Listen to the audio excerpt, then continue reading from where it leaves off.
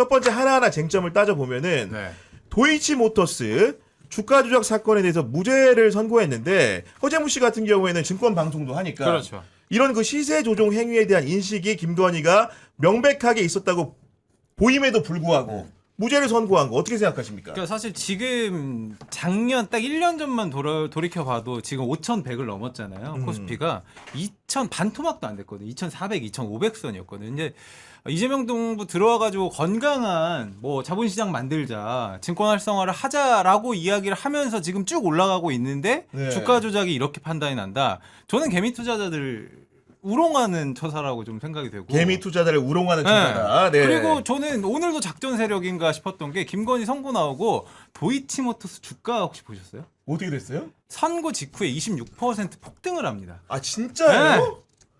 그러고 지금 다시 한 2%대로 내려오긴 했는데 그러니까 장난질을 하는 사람들이 아직도 있다라고 좀 느껴져요, 저는. 야, 그 본인이 우인성 부장판사는 본인이 김건희에게 이렇게 내린 판결이 도이치모터스의 주가가 오를 거라는 생각을 과연 인식하고 이런 판결을 내리기나 했을까 이런 생각이 좀 드는 건데 우인성 부장판사도 김건희가 도이치모터스 주가 조작이 시세 조종에 대한 인식이 있었다는 건 인정을 하고 있습니다. 본인이 밝힌 바에 따르더라도 첫 번째로는 김건희가 시세 조종 세력한테 그 주식의 매도를 일임을 했는데 블랙펄이라는 그 회사에게 주기로 한 수익금이 네. 전체 수익의 40%라는 거예요. 네. 40%를 자기가 벌어들인 수익에서 준다. 이건 통상적으로 우리가 매매를 누구한테 맡긴다고 했을 때 정당한 대가입니까 아닙니까 이게?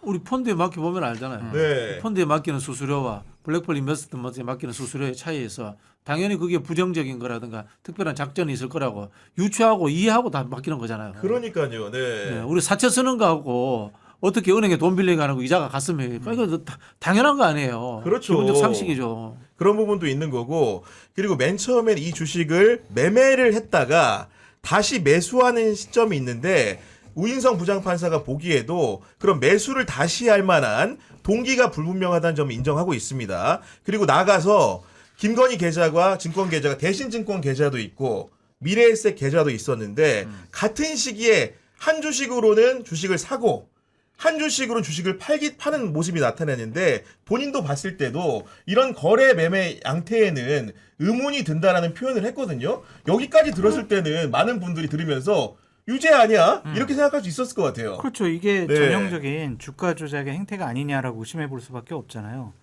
그런데 또 뒤에 보면은 증권사 직원과 통화하면서 녹음에 그렇습니다. 대해서 걱정을 했대. 네. 그러면서 판사가 이렇게 얘기를 해요. 정상거래라면 염려할 이유가 없는데 네. 왜 걱정을 하냐?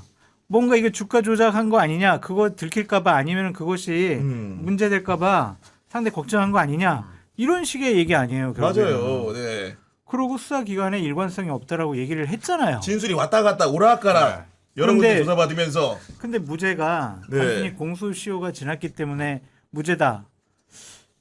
근데 이게 정확하게는 공소시효에 대한 판단은 약간 좀 세밀한 부분이고 네. 이 부분에 대해서 무죄를 완벽하게 이 이유 때문에 한 건 아니고 어떤 거냐면 네. 그 우인성 부장판사의 논리는 김건희가 시세 조종에 대한 인식이 있었던 건 맞다. 네. 그런데 특검 너네는 시세 조종 세력과 공모 관계, 공범으로 기소를 했어.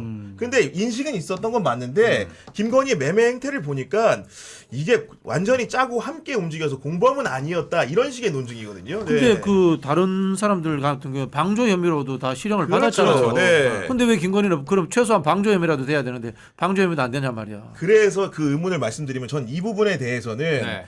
판사의 판결보다도 특검이 수사하고 기소하고 공소 유지하는 데 잘못이 크다고 봅니다. 왜냐하면 과거에 아까 이제 방조 얘기하셨잖아요. 네. 실제로 김건희처럼 전주라고 하죠. 돈을 대는 사람 전주라고 하지 전주. 않습니까?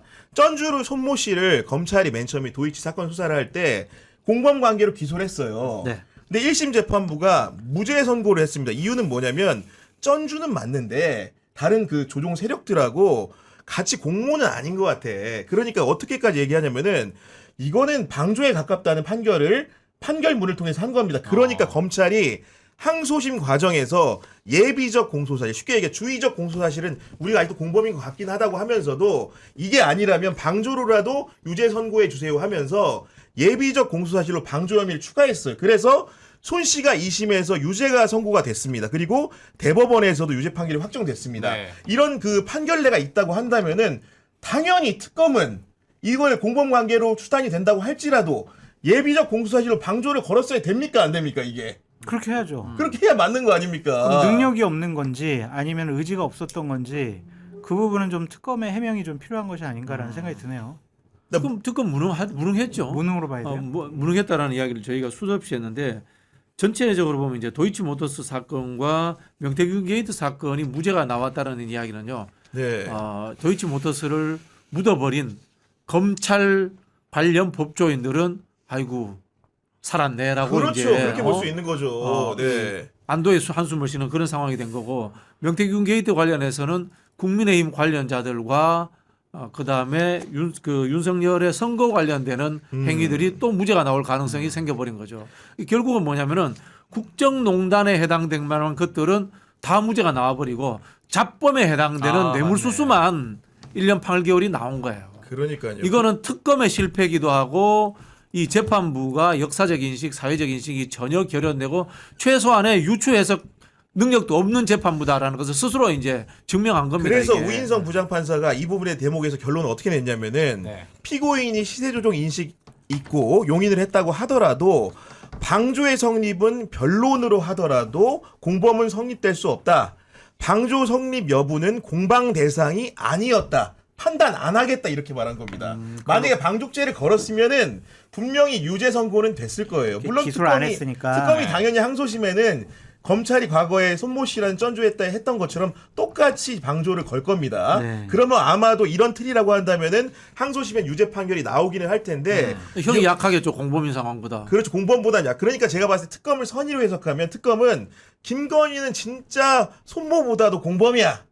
차라리 이제 그런 인식을 가지고 강력하게 밀어붙였다고 한다면 이해를 하겠는데 그런 논증이 아니라면 적어도 이번 무죄 판결의 책임은 판사의 인식들도 있지만 특검이 공소유지하는 과정에서 뭔가 제대로 보지 못한 부분도 있었다고 보는 게 네. 맞아 보인다는 게 저의 해석인 겁니다. 봤을 그러면은 때는. 네. 조영형님이 생각하실 때 네. 이제 특검의 방향이 잘못된 겁니까? 아니면은 이 증거 수집에 대한 준비가 좀 잘못됐다고 보세요? 그러니까 이제 판사가 공범 관계가 아니라고 하면서 이제 제시한 논거들이 이렇게 쭉 길게 있어요. 그런 부분들을 봤을 때는 이 부분 역시도 수사가 좀 엄밀하게 되고 공소유지라고 재판을 하다 보면 판사가 결국은 유무죄 판결문을 쓸 때는 그 심증을 갖기에 필요한 자료들을 요구한다거나 논중을 요구했을 텐데 네. 그런 과정이 없었던 판사 책임이겠지만 그런 과정이 있었는데 특검이 제대로 업무를 하지 않고 해태했다고 한다면은 특검에게도 공소유지라는 특검에게도 책임이 일정부 있다라고 보는 게 옳다 이런 생각이 좀 드는 건데 종합적으로 판사 책임인 거죠. 판사가 형을 적게 주고 싶었다라는